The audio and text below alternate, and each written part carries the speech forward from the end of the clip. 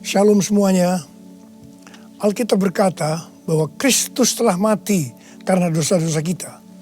Dia dikuburkan, tetapi pada hari yang ketiga dia dibangkitkan.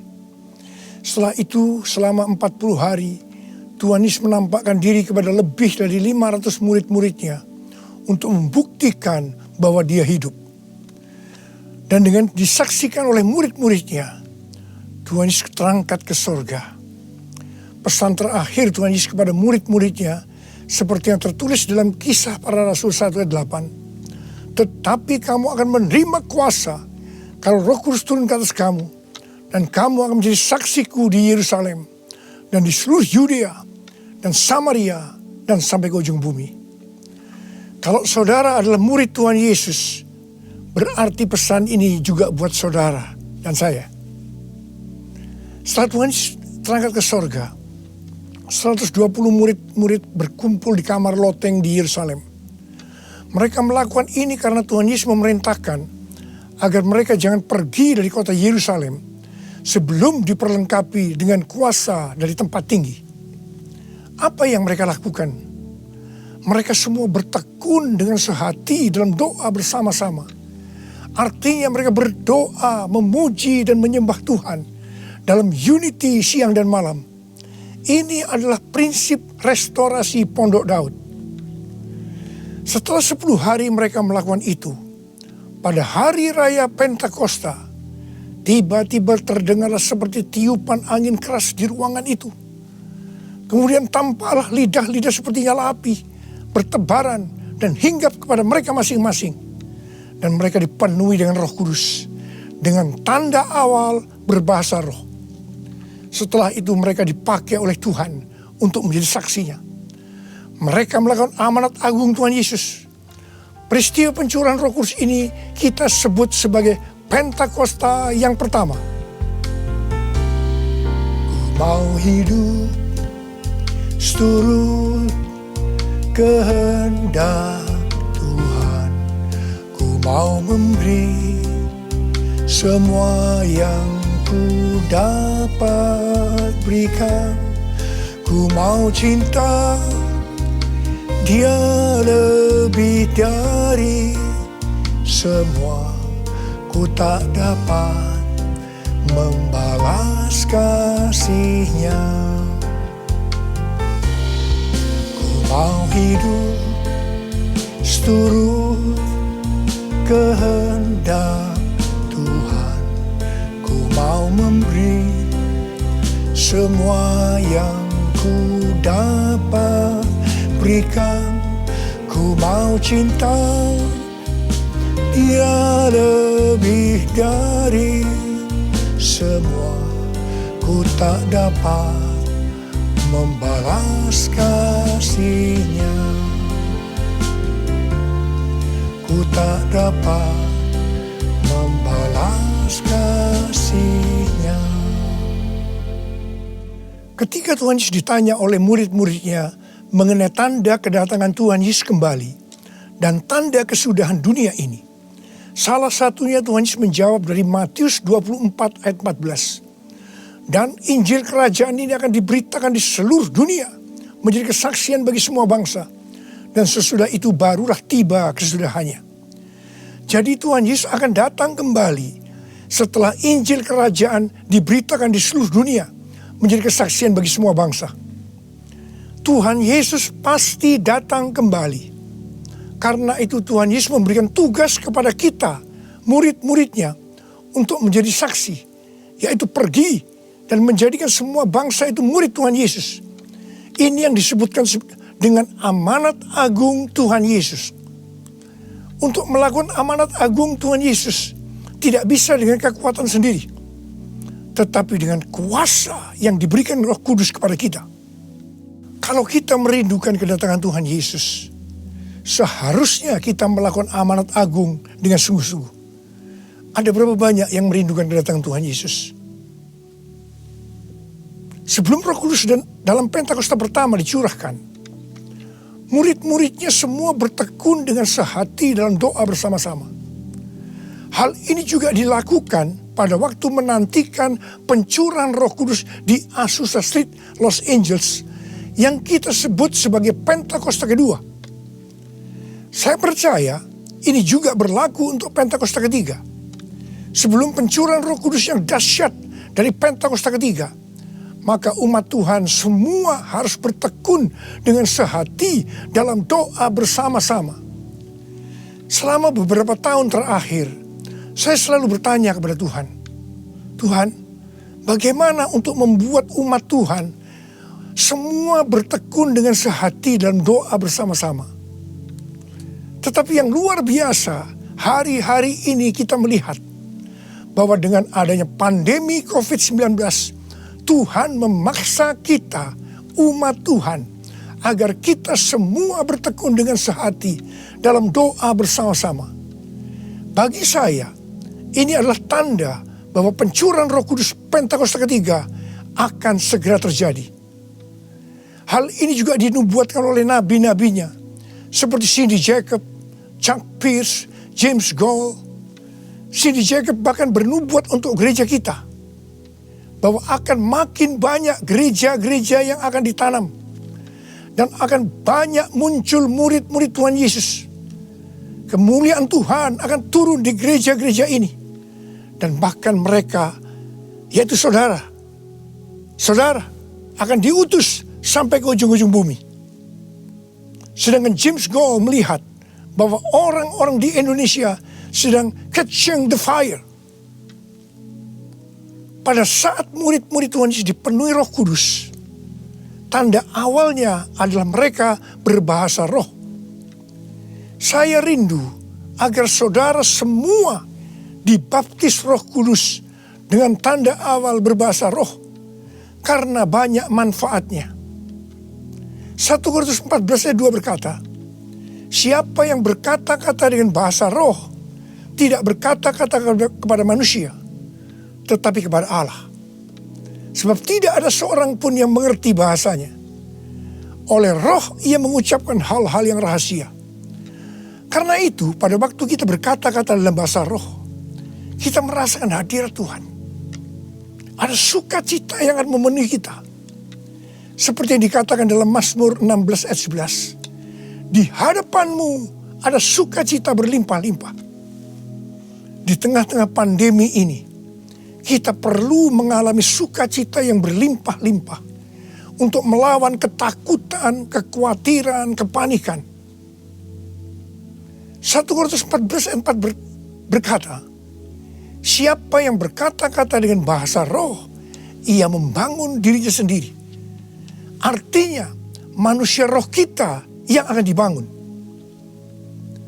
1 Korintus 14 ayat 14 dan 15 berkata, jika aku berdoa dengan bahasa roh, maka rohkulah yang berdoa, tetapi akal budiku tidak turut berdoa. Jadi, apakah yang harus kubuat? Aku akan berdoa dengan rohku, tetapi aku akan berdoa juga dengan akal budiku. Aku akan menyanyi dan memuji dengan rohku, tetapi aku akan bernyanyi dan memuji juga dengan akal budiku. Manusia itu terdiri dari roh, jiwa, dan tubuh. Semuanya itu harus bisa memuji Tuhan. Kita memuji Tuhan dengan tubuh kita, dengan cara bertepuk tangan, mengangkat tangan, melompat, menari, dan lain-lain. Dan kita memuji Tuhan dengan akal budi kita, jiwa kita, kalau kita menggunakan bahasa yang kita mengerti. Contoh bahasa Indonesia, bahasa Inggris, Mandarin, dan lain-lain. Dan roh kita akan berdoa, memuji, dan menyembah kalau kita berbahasa roh. Kalau kita berkata-kata dalam bahasa roh, kita akan bisa berdoa, memuji, dan menyembah lebih lama dibandingkan kalau kita menggunakan bahasa yang kita mengerti. Karena itu, sekali lagi saya merindukan agar semua saudara bisa berbahasa roh. Katakan amin. Apa yang terjadi setelah murid-murid dipenuhi dengan Roh Kudus, sehingga membuat banyak orang bertobat? Hal yang pertama, Petrus berkhotbah sekitar 5 menit. Dan sekitar 3.000 orang bertobat dan dibaptis. Petrus berkhotbah dengan kuasa Roh Kudus. Menurut data dari PBB, pada zaman itu populasi dunia sekitar 300 juta orang. Sekarang penduduk dunia sekitar 7,8 miliar. Sehingga 3.000 orang waktu itu setara dengan sekitar 78.000 orang saat ini. Kita harus percaya bahwa sekali berkhotbah 78.000 orang bertobat dan dibaptis. Dengan berkhotbah secara online, hal ini lebih mungkin terjadi. Hal yang kedua yang terjadi setelah murid-murid dipenuhi dengan Roh Kudus sehingga membuat banyak orang bertobat, yaitu terjadinya tanda-tanda dan mujizat, sign and wonders. Para rasul dipakai oleh Tuhan untuk mengadakan tanda-tanda dan mujizat. Petrus dan Yohanes menyembuhkan orang lumpuh sejak lahir. Bayangan Petrus saja bisa menyembuhkan orang. Sapu tangan atau kain yang pernah dipakai oleh Paulus, jika diletakkan pada orang sakit atau orang yang dirasuk setan, maka orang itu akan sembuh. Tuhan Yesus berkata dalam Markus 16 ayat 15 sampai dengan 18, bahwa kalau kita pergi untuk memberitakan Injil, maka tanda-tanda dan mujizat, sign and wonder akan menyertai kita. Sejak tahun 2006, saya diperintahkan Tuhan untuk mengadakan kebaktian kesembuhan ilahi. Selama 14 tahun, saya sudah mengadakan 318 kali kebaktian kesembuhan ilahi. Setiap kali saya berkhotbah, pasti saya memberitakan Injil. Dan tanda-tanda dan mujizat terjadi. Saya diperkenankan oleh Tuhan untuk melihat dan mengalami mujizat seperti yang dilakukan oleh Tuhan Yesus 2000 tahun yang lalu. Pada waktu acara lawatan Roh Kudus Pulihkan Indonesiaku tanggal 29 Mei yang lalu, Cindy Jacob bernubuat bahwa Indonesia akan menjadi sangat penting dalam sejarah kekristenan. Mujizat-mujizat seperti orang buta melihat, orang tuli mendengar akan merupakan hal yang biasa yang akan terjadi di gereja-gereja lokal. Wow, orang-orang muda akan mendapatkan jubah mujizat. Ini adalah Pentakosta yang ketiga. Haleluya. Hal yang ketiga yang terjadi setelah murid-murid dipenuhi dengan Roh Kudus, sehingga membuat banyak orang bertobat, yaitu cara hidup jemaat berubah. Yang pertama, mereka bertekun dalam pengajaran rasul-rasul dan dalam persekutuan. Ini bisa diartikan mereka suka membaca Alkitab. Judul Mazmur 119 yang merupakan pasal dengan ayat terpanjang dalam Alkitab adalah bahagianya orang yang hidup menurut firman Tuhan. Jadi orang yang hidup sesuai dengan firman Tuhan itu akan berbahagia. Dalam pandemi COVID-19 kita harus banyak membaca, merenungkan dan melakukan firman Tuhan agar supaya kita berbahagia. Sehingga kita bisa mengatasi segala dampak yang buruk akibat pandemi COVID-19. Mazmur 119 ayat 105 berkata, firman-Mu itu pelita bagi kakiku dan terang bagi jalanku. Firman-Mu pelita bagi kakiku, terang bagi jalanku.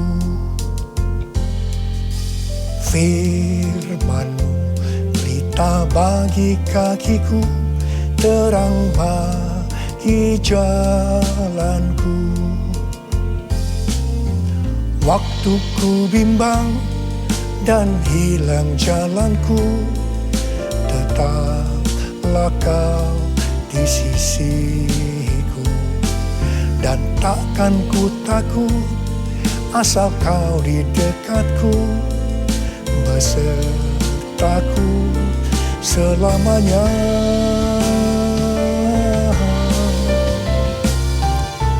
Firman berita bagi kakiku, terang bagi jalanku, terang bagi jalanku, terang bagi jalanku.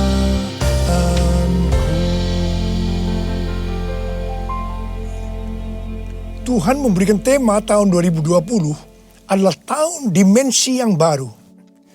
Kita tidak pernah menyangka bahwa tahun dimensi yang baru adalah seperti sekarang ini, di mana dengan adanya pandemi COVID-19, kita sekarang memasuki new normal. Ayat emas yang Tuhan berikan adalah dari 2 Korintus 3 ayat 18 dan Ulangan 28 ayat 13 dan 14. Melalui 2 ayat emas ini, Tuhan berkata bahwa kalau kita makin serupa dengan gambar Yesus, yang berarti kemuliaan Dia di dalam kita semakin besar, maka berkat secara jasmani yang akan kita terima akan semakin besar. Kita diberkati untuk menjadi berkat. Katakan amin. Engkau diangkat menjadi kepala dan bukan ekor. Engkau akan tetap naik dan bukan turun. Wow. Tanggal 1 Januari 2020, saya digerakkan oleh Roh Kudus untuk berkata bahwa memasuki tahun 2020 dalam bekerja mencari nafkah tidak bisa dengan cara yang lama, tetapi harus menuruti firman Tuhan, tuntunan Tuhan. Ternyata hal-hal ini yang sedang terjadi. Kita sedang memasuki resesi ekonomi secara global. Cara-cara yang lama dalam bekerja sudah tidak bisa dipakai lagi. Kita harus bekerja menurut tuntunan firman Tuhan. Kita harus peka terhadap suara Tuhan. Untuk itu, kita harus menjadi serupa, makin menjadi serupa dengan gambarnya. Orang yang menjadi serupa dengan gambarnya, itu adalah murid Tuhan Yesus.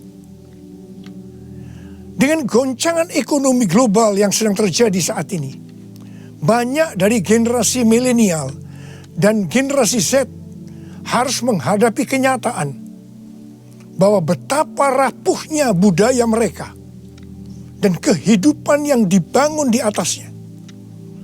Padahal selama ini mereka begitu percaya diri dan bahkan sombong. Maaf, mereka merasa tidak perlu melibatkan Tuhan, tidak perlu bertanya kepada Tuhan dalam sebuah resep kesuksesan. Sekarang mereka akan tergoncang. Karena itu saya percaya bahwa melalui pandemi COVID-19 ini, banyak orang-orang muda yang bertobat dari cara-cara yang lama. Mereka kalau mau diberkati dalam seluruh yang dikerjakan, engkau harus menjadi murid sehingga peka terhadap tuntunan Tuhan. Tidak salah kalau akan terjadi kebangkitan generasi Yeremia, yaitu anak-anak muda yang dipenuhi dengan Roh Kudus, cinta mati-matian kepada Tuhan Yesus, tidak kompromi terhadap dosa, dan akan memenangkan banyak jiwa. Hal yang kedua, cara hidup jemaat berubah. Mereka selalu berkumpul memecahkan roti dan berdoa. Ini bisa dikatakan bahwa mereka hidup dalam unity dan suka berdoa. Yang ketiga, cara hidup jemaat berubah. Mereka suka memberi. Suka memberi. Sehingga tidak ada yang berkekurangan. Dalam keadaan krisis ekonomi ini, kita diperintahkan oleh Tuhan untuk memberi dan menabur.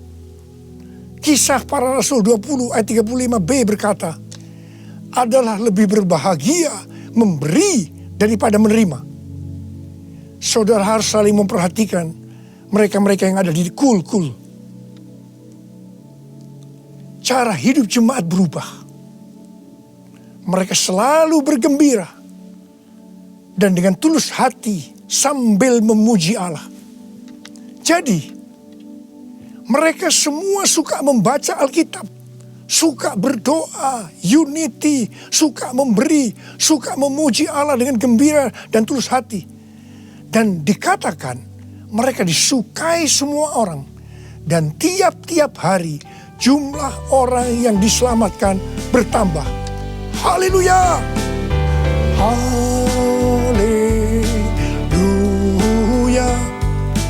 Haleluya!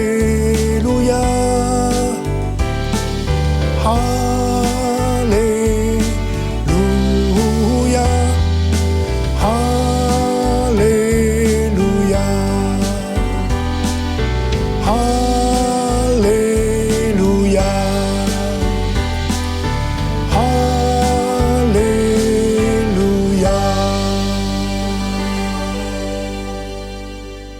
Kemudian, apa yang terjadi setelah itu?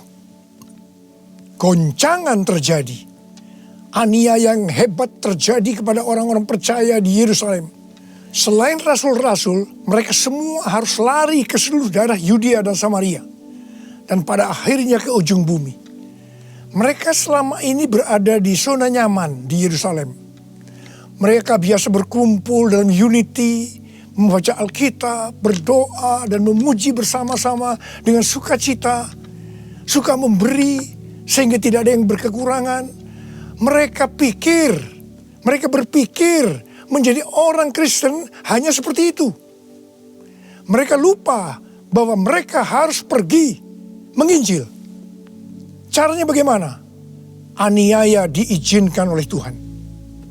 Saya percaya melalui goncangan pandemi COVID-19 ini, kita umat Tuhan yang selama ini ada di zona nyaman, juga akan dipaksa untuk melakukan amanat agung Tuhan Yesus, yaitu pergi menjadikan semua bangsa murid Tuhan Yesus. Katakan amin. Selain goncangan, juga terjadi perubahan paradigma dalam pelayanan. Selama ini murid-murid Tuhan Yesus mempunyai pengertian bahwa yang memperoleh keselamatan hanya orang-orang Yahudi saja.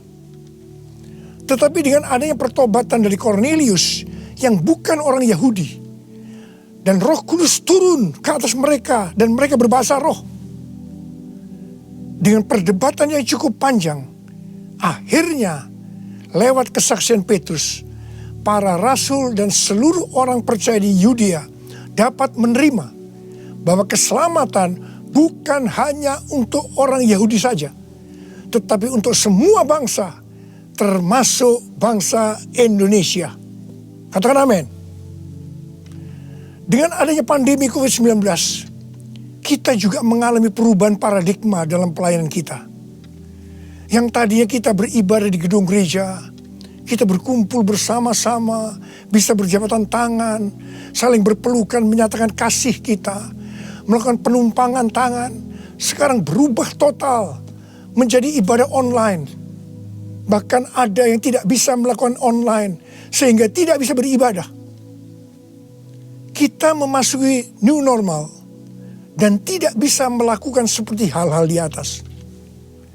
Kita tidak tahu dengan pasti bentuk ibadah kita selanjutnya. Tetapi yang Tuhan mau, kita bisa menerima perubahan paradigma dalam pelayanan ini. Karena sama seperti yang terjadi pada waktu itu, dengan adanya perubahan paradigma, justru terjadi penuaian yang jauh lebih besar. Itu juga yang akan terjadi pada kita pada hari-hari ini. Saya mau berdoa buat saudara. Mari angkat tangan saudara. Kita nyanyikan lagu ini bersama-sama. Curahkanlah kuasa-Mu Tuhan. Mujizat terjadi di tempat ini. Amin. Curahkanlah kuasa-Mu Tuhan. Mujizat terjadi sekarang ini. Curahkan dia Tuhan. Curahkanlah kuasa-Mu Tuhan. Mujizat terjadi di tempat ini. Haleluya. Curahkanlah kuasa-Mu Tuhan. Mujizat terjadi sekarang ini. Mujizat terjadi sekarang ini. Mujizat terjadi sekarang ini.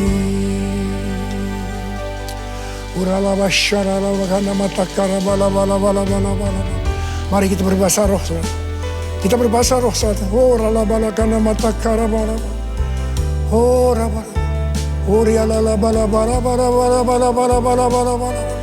Oh Yesus, oh Yesus, Yesus.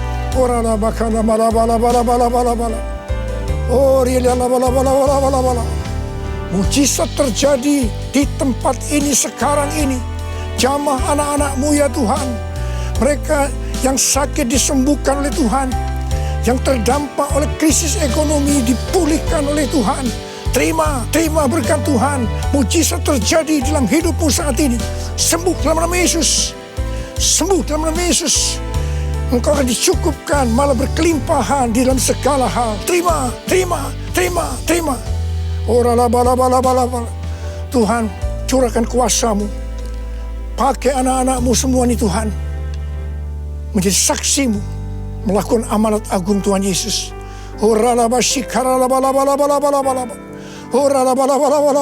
Tuhan, terima kasih. Perlindungan-Mu di masa pandemi ini buat anak-anak-Mu. Engkau mengasihi anak-anak-Mu semua. Hamba berdoa buat mereka. Hamba berdoa. Curahkan damai sejahtera-Mu pada mereka ya Tuhan. Terima kasih ya Bapak. Terima kasih Bapa. Dalam nama Yesus kami berdoa. Bersama-sama katakan amin. Mari saudara-saudara, kita akan masuk dalam perjamuan kudus. Kita akan mengingat ayat ini. Sebab setiap kali kamu makan roti ini dan minum cawan ini, kamu memberitakan kematian Tuhan sampai Ia datang. Perjamuan kudus adalah perjamuan Tuhan Yesus sendiri. Setiap kali kita masuk dalam perjamuan kudus, Tuhan Yesus selalu berkata, biarlah ini menjadi peringatan akan daku.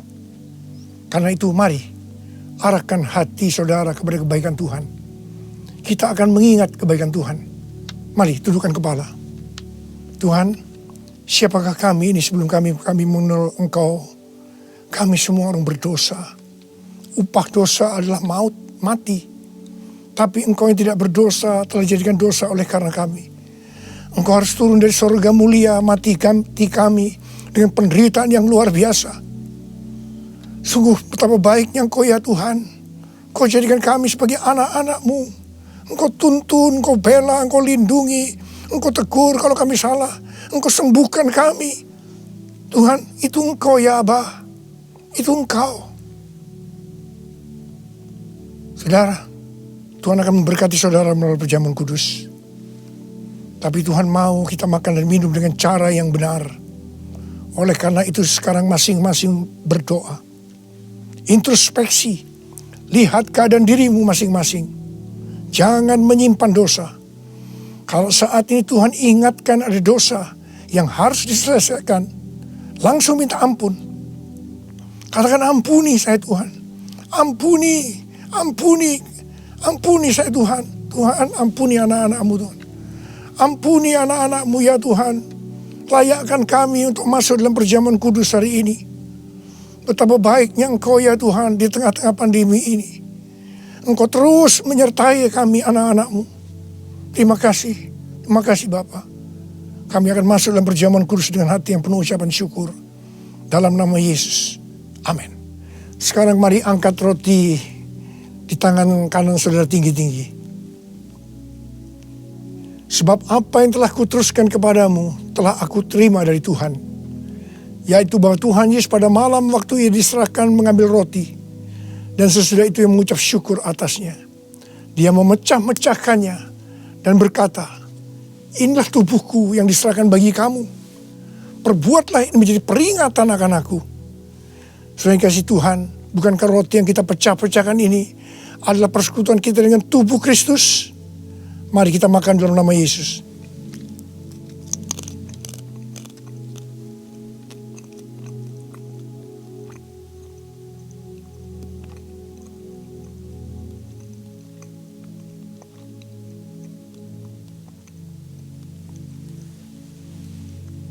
Sekarang angkat cawan di tangan kanan saudara tinggi-tinggi.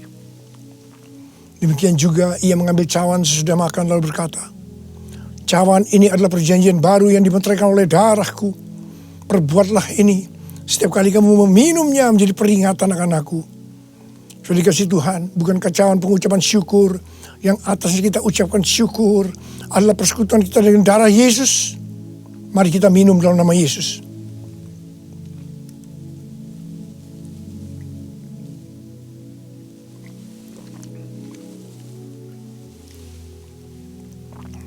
Mari, angkat tangan saudara, ucapkan syukur dengan suara, jangan diam. Tuhan, kami terima kasih ya Tuhan. Kami bersyukur ya Tuhan, terima kasih. Terima kasih ya Tuhan. Kami bersyukur buat kebaikan Tuhan. Kami bersyukur buat kebaikan Tuhan. Oh, terima kasih. Terima kasih Yesusku. Terima kasih Yesusku. Puji syukur hanya bagi Tuhanku. Terima kasih Yesusku. Terima kasih Yesusku. Puji syukur hanya bagi Tuhanku. Puji syukur hanya bagi Tuhanku. Puji syukur hanya bagi Tuhanku.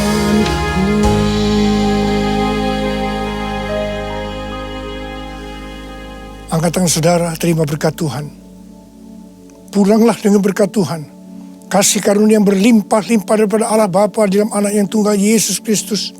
Persekutuan yang manis dengan Roh Kudus menyertai saudara sekalian mulai hari ini sampai terus datang menjemput kita di awan-awan dan bahkan sampai selama-lamanya.